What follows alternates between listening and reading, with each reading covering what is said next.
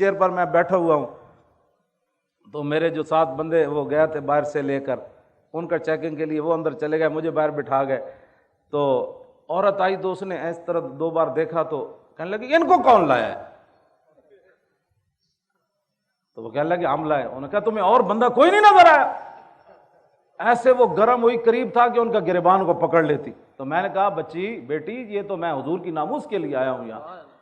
تو میں نے پولیس والوں کو کہا، میں نے کہا جلدی مجھے اندر لے جاؤ ورنہ یہ عورت تو میں مارے گی۔ اب سمجھ آ جائے نا تو پولیس کی وردی پہنے ہوئے بھی سمجھ آ جاتی ہے۔ کیوں جی؟ مجھ سے ایک لفظ بھی نہ پڑھا ہو تو پھر بھی سمجھ آ جاتی ہے، اور سمجھ نہ آئے تو دورہ حدیث تک پڑھنے کے بعد بھی استاد سمجھ نہیں آتی۔ یہ تو اپنی اپنی قسمت کی بات ہے نا جناب۔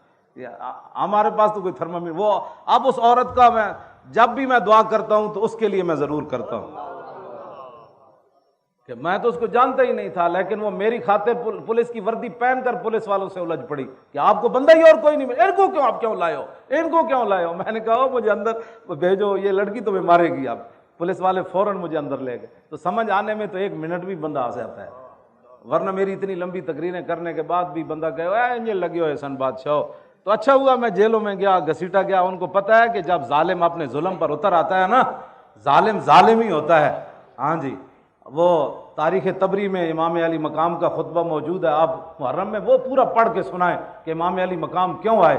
تو جب آدمی ظلم پر اتر آتا ہے نا تو امام علی مقام نے ان کو فرمایا جانتے ہو میں حسین ابن علی ہوں؟ تو جب ظلم پر اتر آتا ہے تو وہ کہنے لگے ہم تو آپ کو جانتے ہی نہیں ہیں، آپ کون؟ ظالم تو ظالم ہی ہوتا ہے نا، وہ تو حسین کو بھی نہیں پہچانتا جن کی شکل و صورت بھی رسول اللہ جیسی تھی۔ ہاں جی، نہیں کرتے، ہاں ظالم ظالم ہی ہوتے۔ تو وہ اچھا ہوا مجھے میرے ساتھ جیلوں میں ظلم ہوا، پھر میرے گھر برباد کیا، پھر گھر سے مجھے گھسیٹا، پھر اٹھا کر مجھے گاڑی میں پھینکا جیسے بوری پھینکی جاتی ہے۔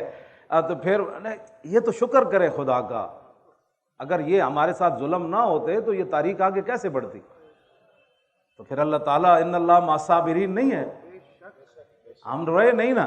وَلَنَبْلُوَنَّكُمْ یہ آیت تو ہمارے لیے اتری ہے نا، کم سے مراد آپ اور میں ہی تو ہے، اسے ٹرمپ مراد تھوڑا ہے، اسے مودی تھوڑا مراد ہے۔ وَلَنَبْلُوَنَّكُمْ سے کم سے کون مراد ہے؟ آپ اور میں۔ وَلَنَبْلُوَنَّكُمْ بِشَيْءٍ مِّنَ الْخَوْفِ وَالْجُوعِ وَنَقْصٍ مِّنَ الْأَمْوَالِ وَالْأَنفُسِ وَالثَّمَرَاتِ، ان ساری چیزوں کی آزمائش آپ سے بھی ہونی ہے اور مجھ سے بھی ہونی ہے۔